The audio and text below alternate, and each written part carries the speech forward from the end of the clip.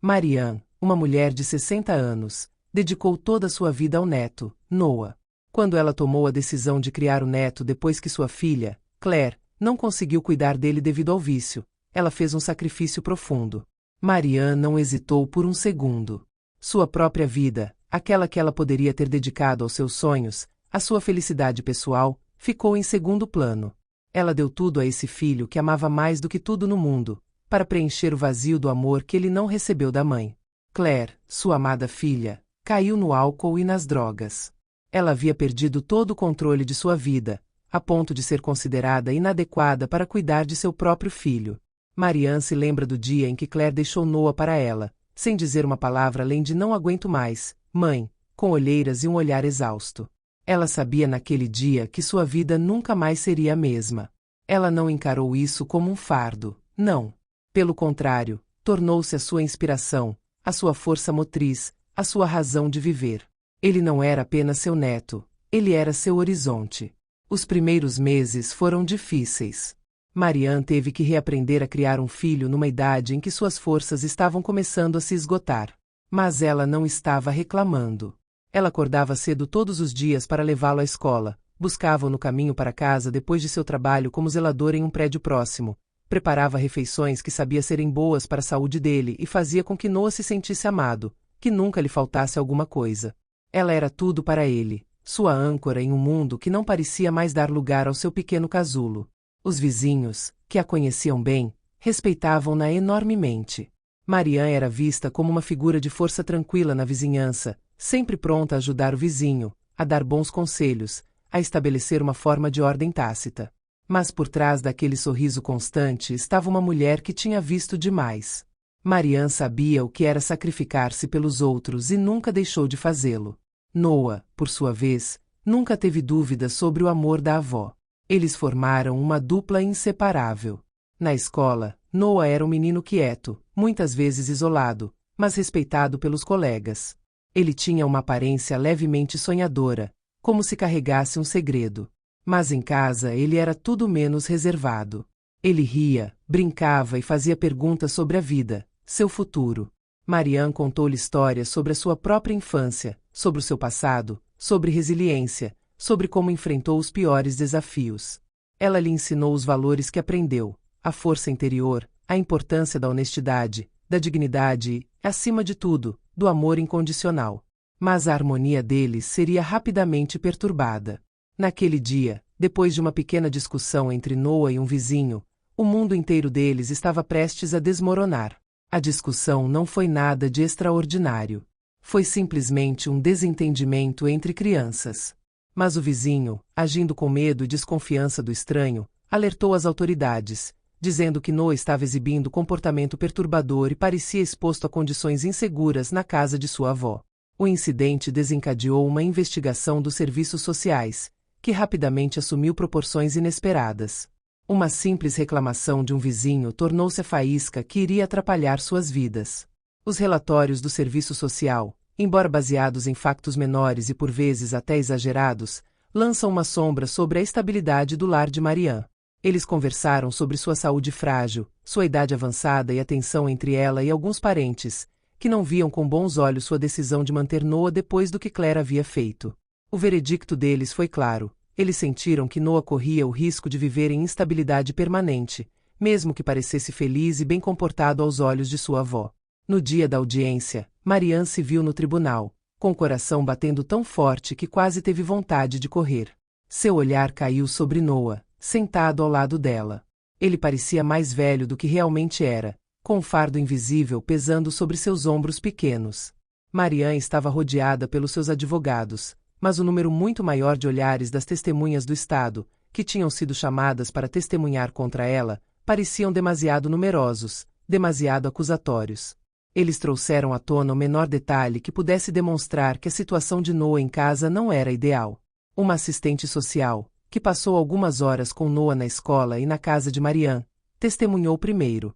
Ela descreveu Noah como agitado, embora nunca tenha sido violento, mas bastante reservado e, segundo ela, afetado pela ausência dos pais biológicos.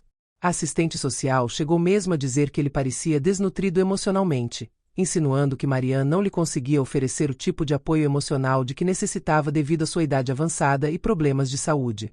Insistiu no facto de ser necessário preservar o equilíbrio psicológico da criança, ainda que, segundo as palavras dos advogados de Marianne, este tipo de avaliação nunca tenha sido provado no terreno. Marianne, embora profundamente abalada, não cedeu. Manteve a calma, lutando com todas as forças, mas a pressão do público foi imensa. Cada pergunta dos advogados do Estado, cada olhar acusatório, cada palavra parecia um ataque pessoal. Ela sempre lutou pela sua família, pela sua dignidade, mas confrontada com um sistema que parecia ignorar as histórias humanas, a guerra parecia perdida antecipadamente. O que veio a seguir, porém, mudaria tudo. Quando Noah foi chamado para testemunhar, a sala congelou. Com apenas 9 anos de idade, ele nunca havia enfrentado uma situação tão avassaladora. Marianne virou-se para ele e ele sorriu, timidamente, para lembrá-la de que tudo ficaria bem. Mas quando ele se levantou para ir ao banco das testemunhas, ele estava tremendo. Noah, entrando timidamente no banco das testemunhas, cerra os punhos e olha para a avó. Seus olhos, geralmente cheios de curiosidade e alegria, agora estão cheios de profunda tristeza.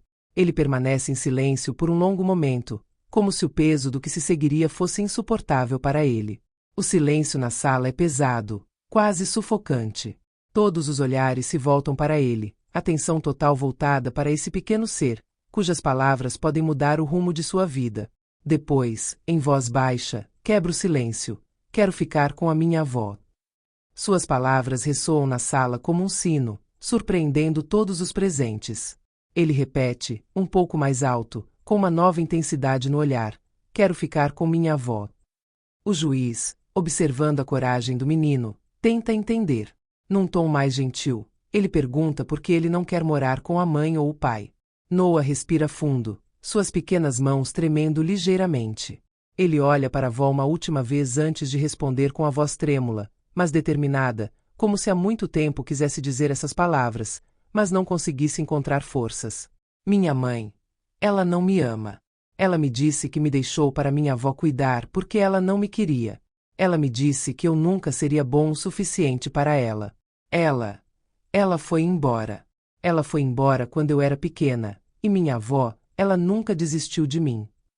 O silêncio que se segue é ensurdecedor. Nenhum ruído, exceto a respiração fraca dos presentes, interrompe este momento. Todos os olhares se concentram em Marianne, que, embora tente manter a calma, sente uma onda de dor subindo pela garganta. Ela morde o lábio, os olhos turvos de lágrimas, mas ela não as deixa cair. Ela sabe que Noah está lutando e não pode desistir dele agora. O juiz, visivelmente comovido pela força deste depoimento, abaixa a cabeça. Ele recorre aos advogados do Estado, sem saber como reagir a estas novas revelações. Há uma emoção na sala, uma mudança na atmosfera, como se todos estivessem absorvendo a profundidade do que acabaram de ouvir. Todos os olhares se voltam para os advogados do Estado, e o promotor, na tentativa de direcionar o debate, fala. Após um momento de reflexão, ele pede permissão para enviar um novo documento ao arquivo, uma série de cartas escritas por Claire, mãe de Noah, que ela havia enviado a Marianne no passado. Estas cartas, que antes eram privadas e não reveladas, acrescentam uma nova camada já complexa à história.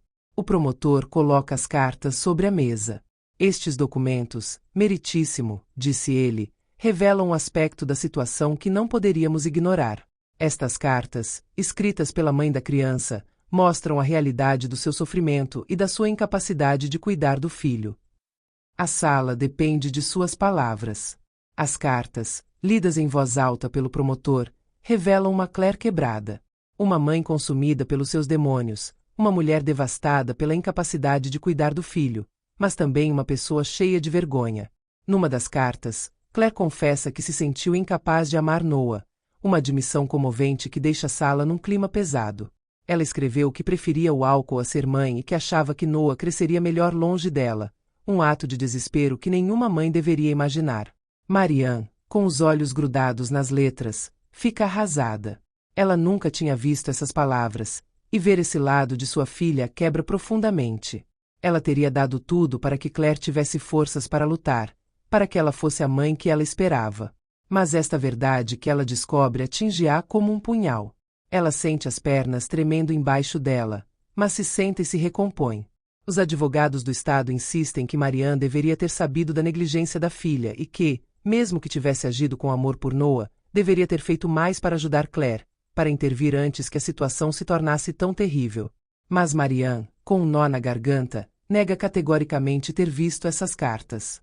Ela responde com firmeza: nunca tinha visto essas cartas antes. Tudo o que fiz foi proteger meu neto. Eu o amava e cuidava dele como se fosse meu próprio filho. O juiz, após um momento de reflexão, decide suspender a sessão. O tumulto na sala se acalma lentamente, os murmúrios se dissipam enquanto todos esperam pelo que vem a seguir. Ele sabe, no fundo, que este assunto vai muito além de simples fatos jurídicos. Aborda dimensões muito mais profundas: a natureza humana, os erros irreversíveis, os mal-entendidos, as fraturas invisíveis na família e, sobretudo, os segredos enterrados que, quando revelados, provocam uma onda de choque. Estas questões são muito mais complexas do que o simples direito à guarda de uma criança. O juiz se levanta e anuncia que quer falar com Noah em particular, longe dos olhos dos adultos. Parece-lhe que só uma conversa sincera, sem pressões externas, poderá oferecer-lhe uma compreensão mais precisa do verdadeiro bem-estar da criança. Um dos advogados levanta-se para manifestar hesitação, mas o juiz, com um gesto da mão, indica que a sua decisão foi tomada. Ele quer ter uma entrevista exclusiva com Noah, 1 a 1. As portas da sala se abrem e a tensão no ar diminui à medida que a criança é escoltada para fora da sala, levada para uma sala adjacente, protegida do olhar dos adultos. Na intimidade deste momento, os olhos do pequeno Noah, embora tão jovem, revelam uma sabedoria precoce forjada na dor. O juiz está sentado à sua frente, com olhar gentil e tom gentil, mas firme. Noah, ele começa suavemente. Você pode falar comigo livremente. Diga-me o que você sente, o que você realmente quer. O menino permanece em silêncio por um momento, as mãozinhas remexendo-se nos joelhos, a cabeça baixa. Então, de repente, surge uma verdade que ele carregou sozinho durante anos. Com a voz trêmula, mas cheio da gravidade que vem com feridas antigas, Noah sussurra: eu vi minha mãe uma vez, depois que ela me deixou com a vovó. Eu era mais velho. Ela nem me reconheceu. As palavras de Noah parecem pairar no ar, pesadas de dor. O juiz, embora já tenha ouvido inúmeros depoimentos ao longo dos anos, sente o coração apertar. Noah finalmente olha para cima, as lágrimas hesitantes escorrendo pelo seu rosto. Ela olhou para mim como se eu fosse um estranho. Ela me ignorou. Ela me disse que eu não fazia parte da vida dela. Ela nunca me disse o porquê, mas eu sei agora. Eu sei que ela nunca me amou. As palavras da criança atingiram o juiz como um raio vindo do nada. Ele fica sentado por um momento, absorvendo a profundidade do que acabou de ser dito. O rosto do menino está marcado pela dor da rejeição, e o juiz pode ver em seus olhos que esse encontro com sua mãe destruiu qualquer esperança que ele pudesse ter nela.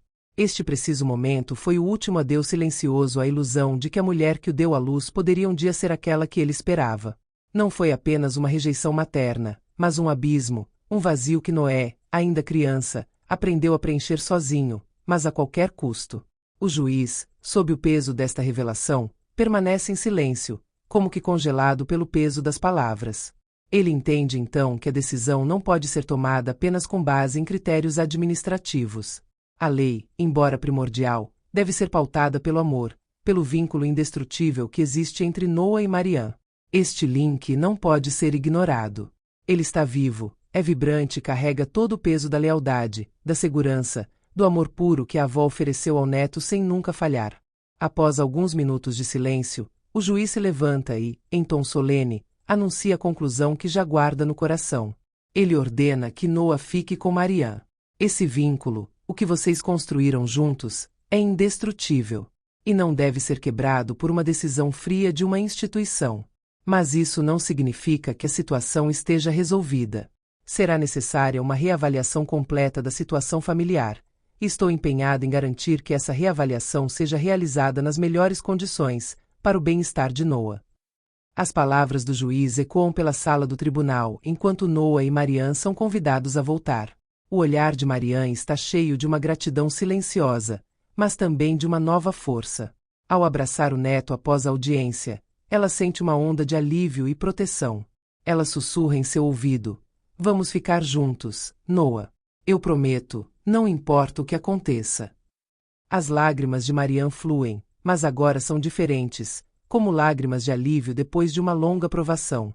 Ela temia perder o neto por causa de um mal-entendido, de uma situação mal interpretada, mas soube lutar, nunca desistir, e sua fé no amor materno foi ouvida. As relações familiares, porém, nunca são simples. As cicatrizes deixadas por Claire, mãe de Noah, permanecem nesta história e nunca desaparecerão completamente. Claire carrega consigo seu próprio sofrimento, suas próprias lutas e os demônios que destruíram seu papel como mãe. Marianne, embora feliz por manter Noah com ela, não pode ignorar esta realidade complexa e dolorosa. Mas esta verdade, embora cruel, abre caminho para uma cura frágil. Claire um dia terá que enfrentar seu passado e talvez um dia reparar o relacionamento com seu filho, mas isso não caberá a Marianne. É um caminho que Claire terá que percorrer sozinha. Mas, no final, não foi apenas a lei que salvou Noah, mas o amor inabalável de sua avó. Foi este amor que fez dobrar o rigor da justiça, este amor que fez ouvir a verdade do coração, este amor que permitiu ao menino encontrar o seu lugar no mundo, ao lado daquele que sempre o viu como ele é, o seu filho. A família, embora quebrada por anos de segredos e sofrimento, pode finalmente começar a curar-se. E a verdade, por mais dolorosa que fosse, permitiu a todos compreender a importância do amor verdadeiro, aquele que cura as feridas, perdoa as fraquezas e, acima de tudo, dá ao filho o que ele mais precisa: um lar cheio de amor, segurança e compreensão.